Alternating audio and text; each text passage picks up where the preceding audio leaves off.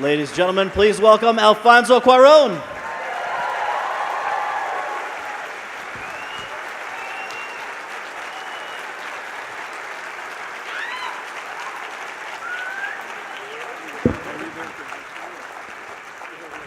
It's the whole set, yes. Welcome to Santa Barbara. Thanks for coming up. This is your first film that you made in Mexico in 17 years. It is, I know, very personal to you. The story of the women who raised you, your mother and your housekeeper. It was not necessarily what people would have predicted you would do as your first film after Gravity, which is a very, very different genre, scale, everything about it. So what made you decide now is the time to tell this story? And why was this film the longest shoot of your whole career? You would think going to space might have been taken longer, but I guess not. First answer about why now. Yeah. Is that's just one word, age. Yeah. So, and the other, it was long because when I decided to do this, I wanted to do a film without the complaints that when Chivo and I worked together, Lubezki and I worked together, we always talk about the misgivings about the film process.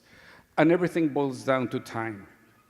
Time to prep, time to shoot, and time to finish your film, properly.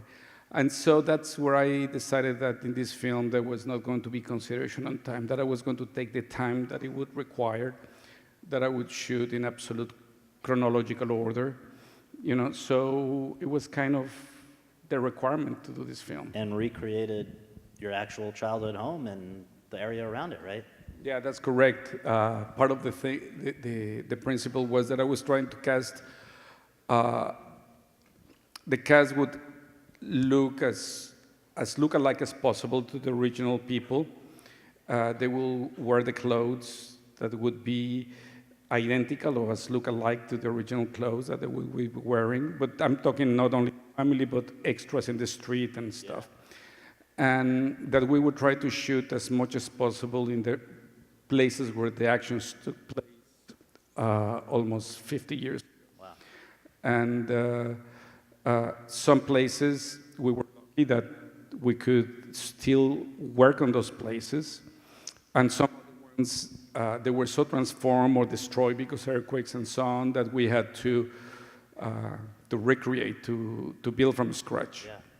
And because you were just looking, there were all these considerations, people looking like who you remembered, people, just a variety of considerations, we ended up with people of two very different sorts. Some very experienced performers like Marina de Tavera, the Best Supporting Actress nominee who plays your mother, and on the other hand, someone who has no experience in acting and in fact had no aspirations to act and was concerned about going to the casting call because she thought it was part of a human trafficking scheme. Yalitza Aparicio, Best Actress nominee. So when you are working with both types of performers, the very experienced, the new, in scenes together often, how do you direct that? What's the secret to handling that situation? Well, first of all, nobody had the screenplay. Nobody, means the actors, nor the crew, or anyone. I was the only one who had the screenplay. So every morning I would give the dialogue to the actors that required the dialogue, but separately. Always, there was an agreement that everything was confidential. Yes. Meaning that then I would go and give specific instructions to each one of them. And the trick was that all the instructions were contradictory. So if in this scene, Marina Tavira, Sofia, I said, you have to focus on your oldest kid.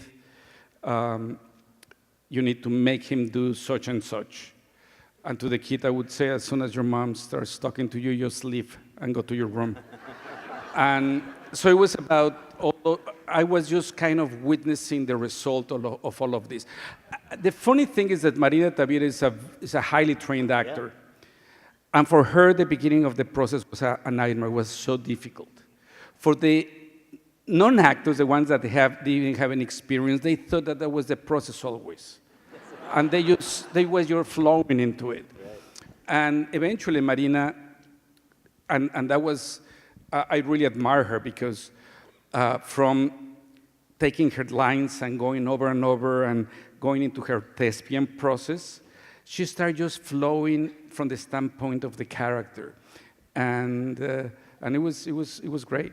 And Yalitza, on the other hand, has said that it was very effective, this idea of not, first of all, I think it was helpful to shoot in sequence, which doesn't usually happen for movies, because she could emotionally develop with the character, but also there are some very shocking twists and turns in the movie that she herself had to react to in the moment because she had no idea that they were coming. And there's one in particular that probably secured the Oscar nomination. It was great. But another interesting thing about this project is that you not only were a writer, a director, and an editor, which are all things you've done on other films of yours, but you also were the cinematographer. Normally, you've worked with Chivo Lubeski, who you mentioned before, this childhood buddy who's now got 3 Oscars of his own.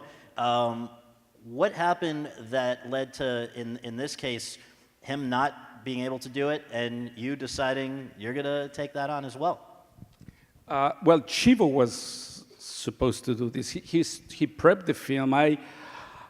In many ways, I designed the film thinking of Chivo. It was the film that,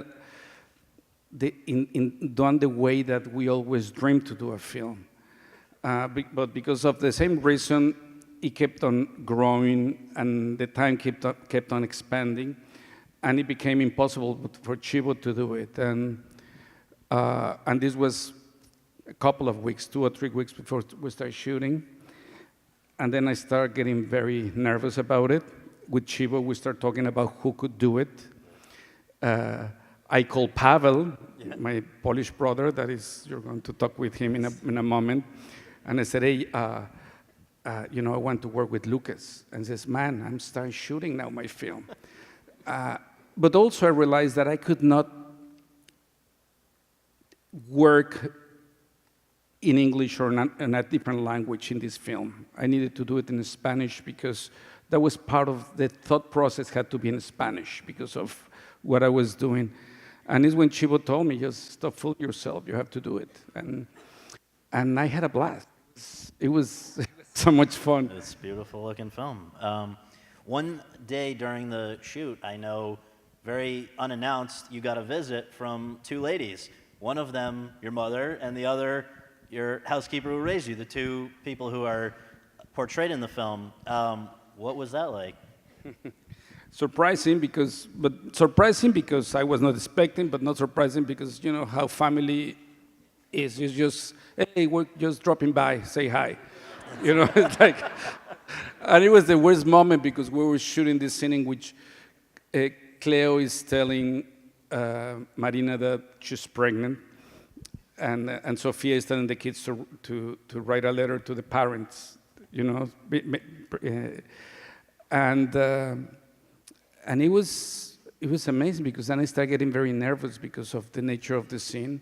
And when I went to check on them, that I had put a video cease for them to watch, I saw that Livo, who's the name of the person upon whom the character of Cleo is based, and she was crying, she was weeping. And I thought that maybe I have crossed some boundary, you know, and I said, hey, if something make you uncomfortable, we can always, if you prefer, I can change this and I can do something different. And no, she was crying because she was concerned about the kids, you know, so even like 50 years later, she sees the characters, the actors, and she's concerned about the kids. So great. Last question for now. I want to just cite a statistic that's pretty incredible. I'm sure it makes you feel good. 4 of the last 5 Oscars for Best Director were won by one of the 3 amigos. That's you for Gravity, Alejandro González Iñárritu for Birdman and The Revenant, and Guillermo del Toro for The Shape of Water. So, yes.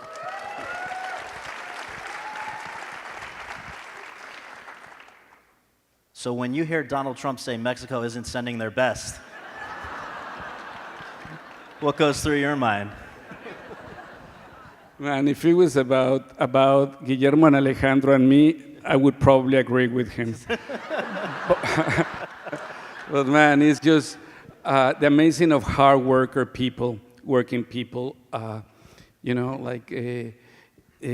they do such an amazing contribution to this country. It's just like,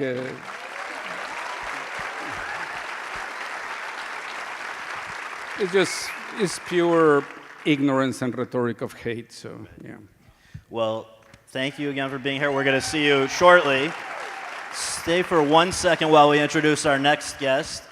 He is a Greek filmmaker known for brilliant and, shall we say, quirky films like 2009's Dogtooth, which won the Cannes Film Festival's Un Certain Regard, and was nominated for the Best Foreign Language Film Oscar. 2015's The Lobster, for which he received a Best Original Screenplay Oscar nomination. 2017's The Killing of a Sacred Deer, which won the Cannes Film Festival's Best Screenplay Prize. And 2018's The Favorite, which won the Venice Film Festival's Grand Jury Prize and landed 10 Oscar nominations, the same as Roma, including 2 for him personally, Best Picture and Best Director. Let's take a look at The Favorite, directed by Yorgos Lanthimos.